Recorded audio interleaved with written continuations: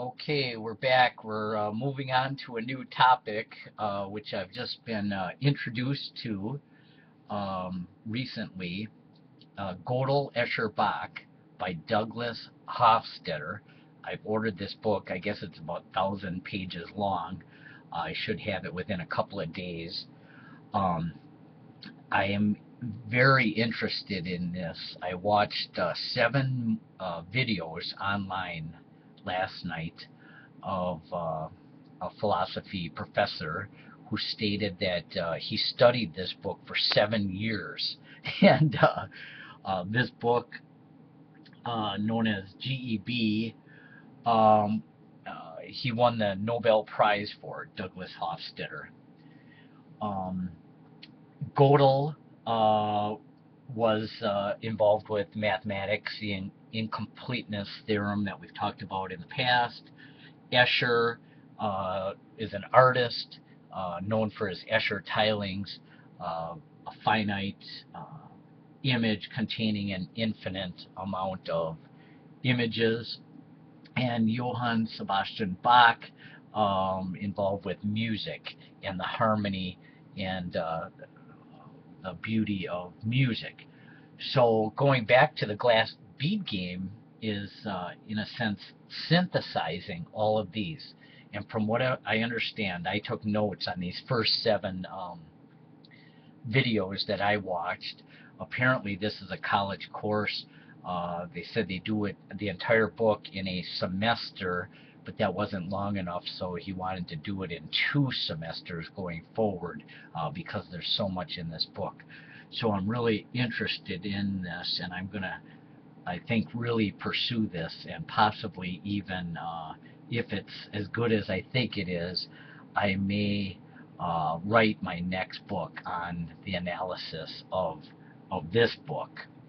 I did finish my House on the Hill, a metaphysical journey into the glass bead game, which was my synthesizing of all of the greatest metaphysicians and greatest ideas and greatest artists and so forth, greatest minds, all in this book. I synthesized all of their ideas and summarized about 75 guys in this book.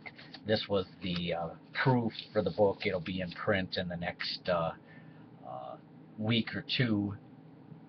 So I did publish my second book. It's about 140 pages, and mostly just it is these 75 or so people, mostly in their words, and then my words, giving my opinion and how it all applies to the glass bead game. So I'm really glad I pounded this out in 4 days, as I mentioned before, and now we're moving on to something else.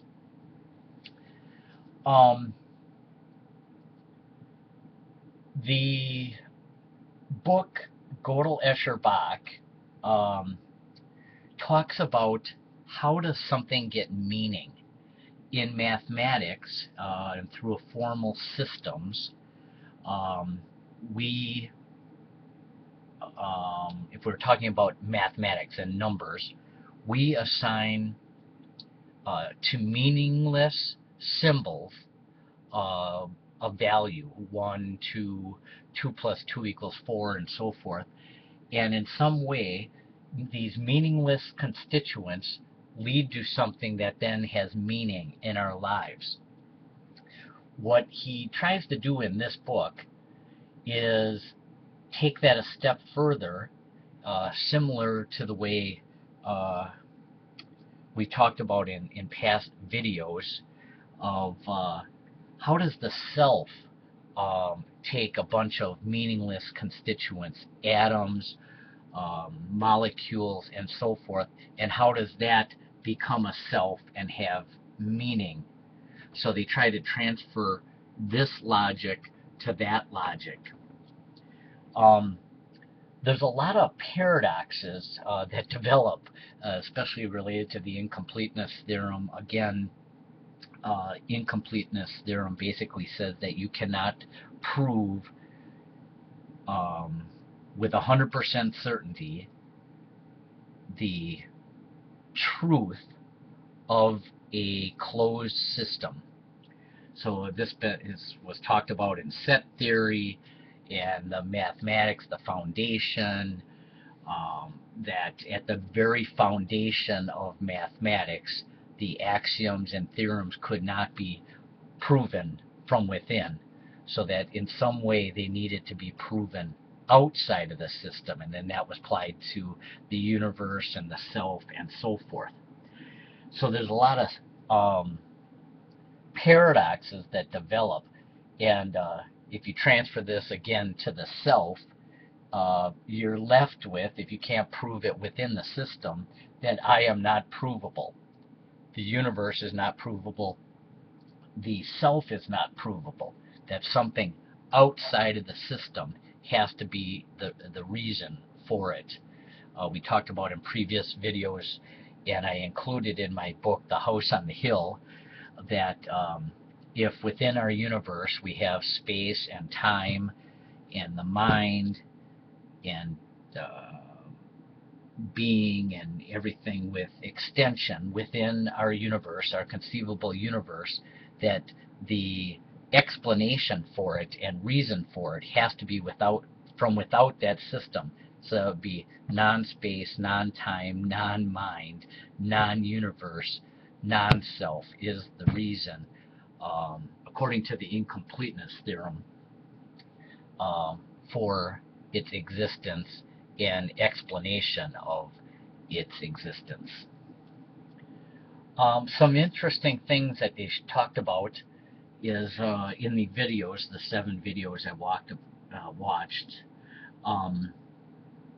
He went through dimensions, and if you have a line that's in a one-dimensional plane and double it, you get 2 copies in a one-dimensional plane.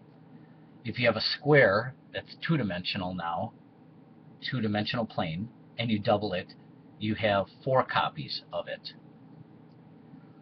If you double a cube, a 3-dimensional plane, you have 8 copies of it. So it's kind of interesting. The higher the level of dimensions, that the more copies of it.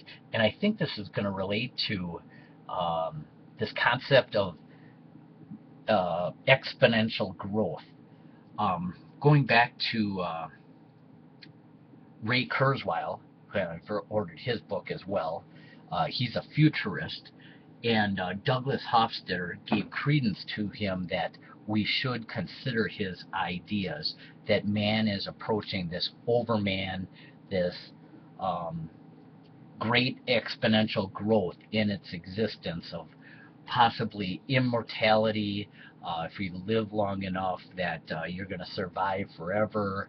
We're going to merge possibly minds with computers, and what does it mean to be a self, stem cell research, quantum computers, entangled pairs, 40 entangled pairs, possibly exceeding the entire amount of information in the entire universe, 10 to the 127th power, and something weird may happen. If that occurs, that we've actually exceeded the knowledge of the universe, and that was per Paul Davies and so forth. So there's this expectation, according to Ray Kurzweil, that man may be approaching this overman, as Nietzsche stated, of this next evolution in man. So this next 50, 100, 500, 1,000 years is going to be very interesting. They talked about fractals. If you had a triangle here and you started putting triangles within this, and continued to put smaller triangles in this, and he mentioned how you start to create this beautiful image within this, and this goes back to Escher's, you can do an infinite number of triangles within a finite triangle. So that's kind of interesting, and it kind of makes a 3D looking thing, and kind of interesting. They talked about different paradoxes. Apparently there's a veridical paradox, which are unreal. He claims Zeno's paradoxes are in there because um, uh, we talk about Achilles chasing the tortoise. Obviously, he's able to catch him, and Zeno stated that he didn't say calculus, but I'm saying it that yeah, our logical system, you should not be able to catch them. That we go discreetly right over the top of all these little infinities and catch. Achilles catches the tortoise, and so he dismisses all the veridical paradoxes as unreal because our real world doesn't correspond to that. I think it's still valid, or there really is no explanation. Joseph Mazur wrote the motion paradox. He's a current mathematics professor at a university. He wrote a book recently. Since calculus is only approaching a limit, I don't see how these Zeno paradoxes go away. But this college professor that did these 7 videos that I watched states that they do go away because even though calculus only approaches a limit, apparently there's this point on top of the infinities that we've come to understand them in a different way. And I don't fully understand it at this point, but we'll keep going into that. Other paradoxes apparently are falsities, where mathematical equations and so forth you come up with where 1 can equal 0 and 1 can equal 2. These go back to some of the Galileo paradoxes, where something half as big on a one-to-one correspondence can correspond to infinity to something twice as big. And this was in my first book, Metaphysics of Being, and he says these are all falsities because we just say that's outside of the rules of what we say is true. So that's kind of interesting. Then the ones he's really interested in are the antimities, and these are the real paradoxes, according to this professor, and I didn't catch his name, that did the videos. Immanuel Kant had the 4 antimities, one being existence has a beginning in time, or existence has no beginning in time. Those were 2 opposing antimities thesis, and there is no explanation for those. So he calls those real paradoxes, the antimities, that we do not have an answer for, and he was very interested in those. He mentioned the liar's paradox. This sentence is false. If it's true, the sentence is false. If it's false, it is what it says, the sentence is false. So the logical system goes round and round. I included that in House on the Hill. He also talks about the barber's paradox. Barbers only shave those that don't shave themselves. Apparently that just goes round and round. Set theory, a set that contains all the members that are not in the set. That's another one that breaks down our logical system. Apparently these, along with the incompleteness theorem, leads to the statement that I am not provable as a self.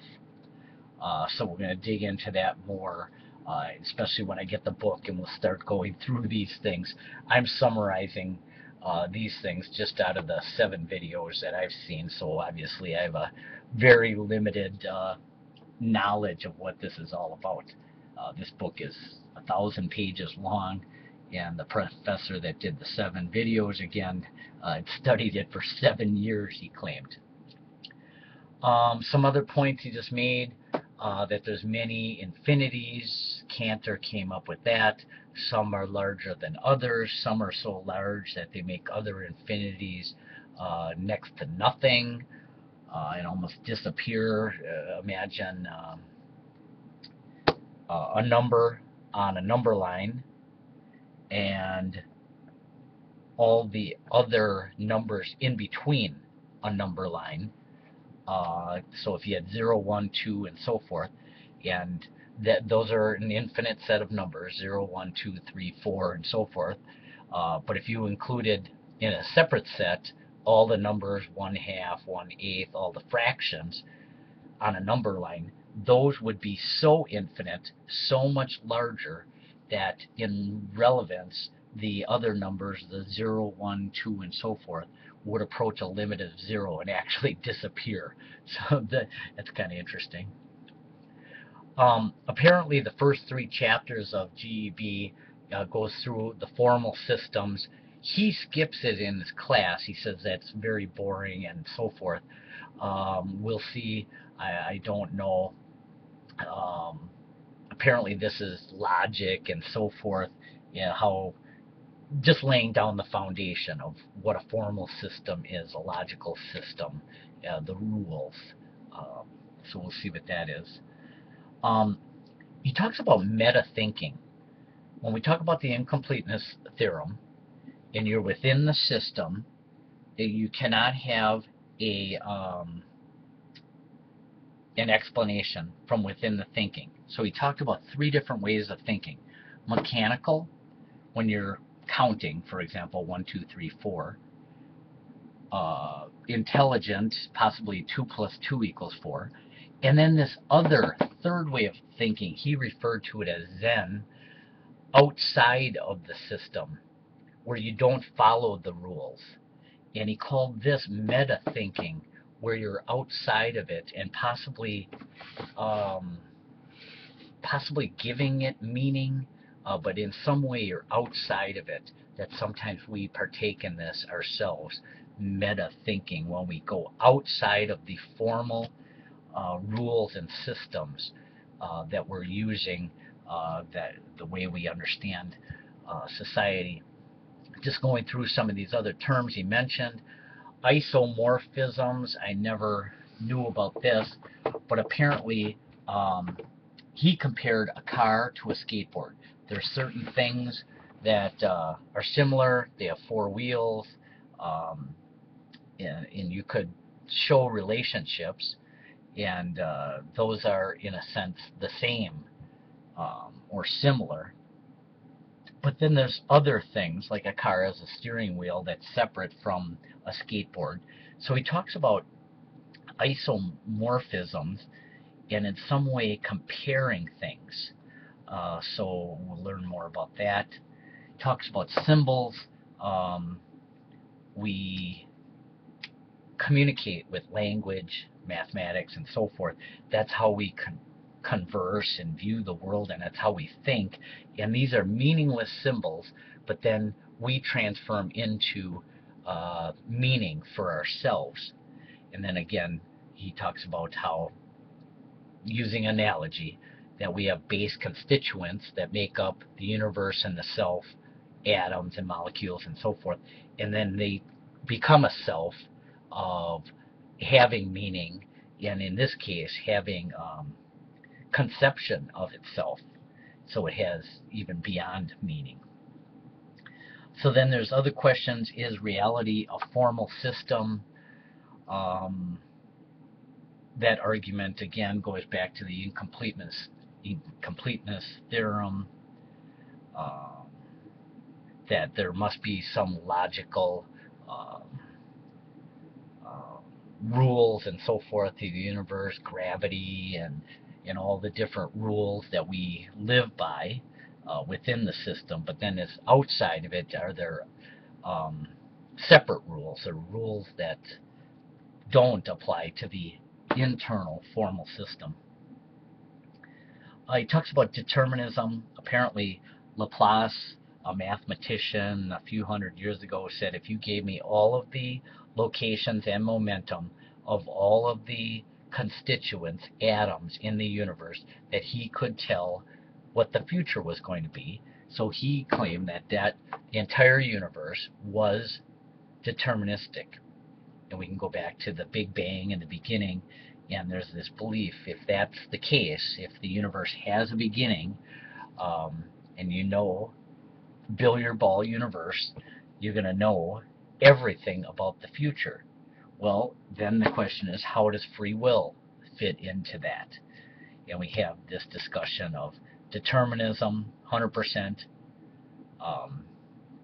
the third antinomy of Kant, determinism and free will, he put as the thesis, antithesis, or whatever.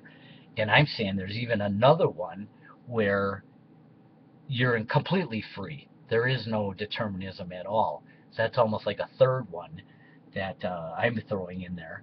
And Metaphysics of Being talked about pure freedom. As a matter of fact, the last line of House on the Hill is, what does it mean to be truly free? So just fascinated with that concept of freedom. There's people that have talked about the universe being this computer program and thinking of it in bits and bytes, it from bits and the matrix, and if we're all just part of this grand computer program and some kid at a meta level is just playing Atari or whatever one of these games would be, and we're just in that program or something. So nobody really knows what this is all about. He talks about recursion. Now, this is another new term I wasn't familiar with, and he described it as a repeating image within itself. So a lot of times when we get into this, we end up with infinite regress and so forth, and you can't get anywhere else. He showed a picture of a lady holding a cereal box, and on the cereal box was a picture of the lady holding the cereal box. So it's kind of like two reflecting mirrors, all with that infinite image, smaller and smaller within it, that holistic idea, again, similar to in Anaxagoras, everything is in everything, and the holistic universe that within every constituent, every piece of the holistic image, everything is contained within it. So it's specific and a whole. So we'll see where that goes. Music patterns. Apparently the book is written in a pattern that Bach uses called a fugue, where it's a repeating pattern. We'll see how that develops. Apparently there's a conversation between Achilles and the tortoise in one of the chapters. So we'll see what that's all about. So that's going to be interesting. And two other concepts that this professor had mentioned, that analogy is used a lot. And we think in analogy a lot, is that we think of one thing and then we think of how this compares to something else. And so Godel's mathematics applies to maybe Escher's art. Mathematics, a finite set has an infinite amount of members. Escher would have a finite picture with an infinite amount of images. In music, you have the harmony of scales, and then the relationship of that ties back to mathematics. So this analogy and substitution of interrelating this, and this kind of goes back to the glass bead game as well. And so all of this is just an introduction of the very little bit that I know about Godel, Escher, Bach. And from what I understand, it is really trying to, in the final analysis of this book, as I understand it, is taking meaningless constituents and symbols and proving the self.